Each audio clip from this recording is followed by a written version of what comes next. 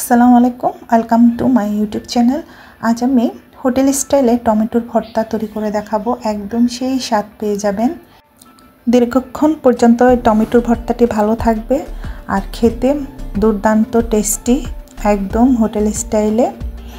এখন আমি এখানে 1 টেবিল চামচ সরিষা তেল গরম করতে দিয়েছি।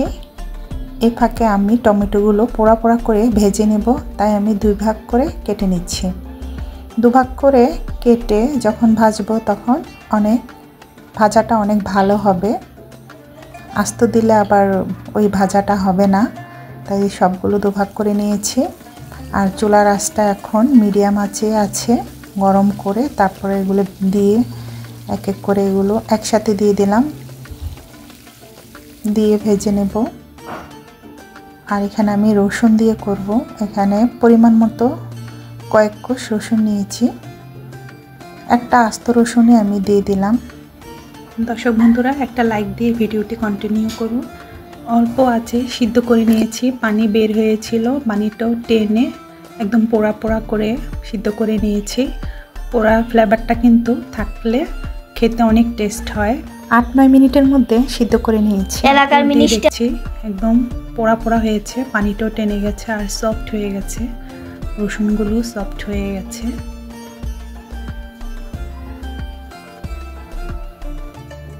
একটু ঠান্ডা হওয়ার পর আমি খোসাগুলো উপর থেকে একটু ছাড়িয়ে নিচ্ছি।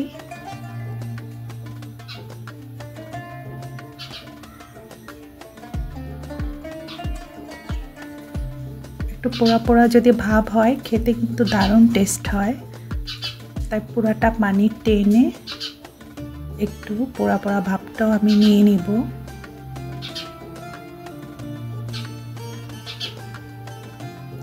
তো এগুলো আমি এখন একটু চেপে চেপে, খুব সফট হয়েছে,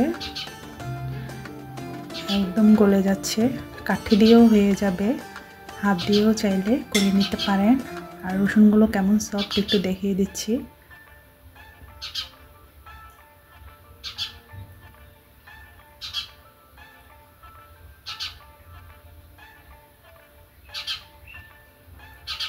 তো এভাবে সবগুলো আমি পেস্ট করে নিয়েছি। এখানে 1 টেবিল চা চামচ অল্প আমি নিয়েছি চুলাতে। এখানে 1.25 কাপের মতো পেঁয়াজ কুচানো, পরিমাণ মতো দিতে পারেন। মিডিয়াম আঁচে ভেজে নিচ্ছি, লোতে না, একটু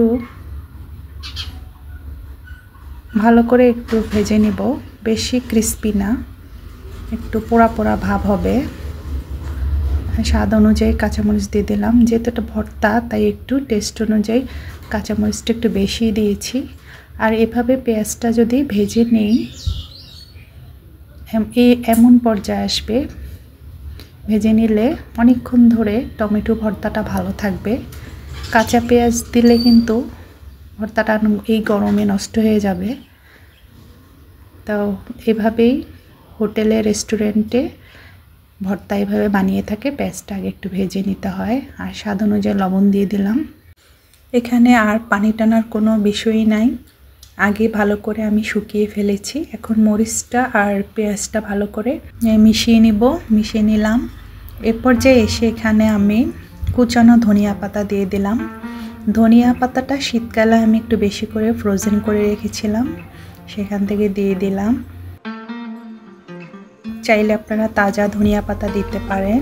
এখানে এ পর্যায়ে ভাজা জিরা গুঁড়াও দেওয়া যায়, কিন্তু আমি দিব না। জিরা গুঁড়াটা দিলে সেই ফ্লেভারটা আসবে না, তাই আমি এটা স্কিপ করলাম। এটা না দিলেই ভালো, টেস্টটা ভালো থাকে। নতুন বন্ধু যারা আজ আমার ভিডিওটি প্রথম দেখছো, প্লিজ চ্যানেলটি সাবস্ক্রাইব করে লাইক দিয়ে আমার পাশে থাকবে। আর যারা সাবস্ক্রাইব করেছেন তাদের অসংখ্য ধন্যবাদ। টমেটো ভর্তাটি কেমন হয়েছে আমি সার্ভ করে দেখাচ্ছি। দেখতে যেমন লোভনীয় হয়েছে, খেতেও ঠিক তেমনই টেস্ট হয়েছে। সবাই অনেক ভালো থাকবেন। আল্লাহ হাফেজ।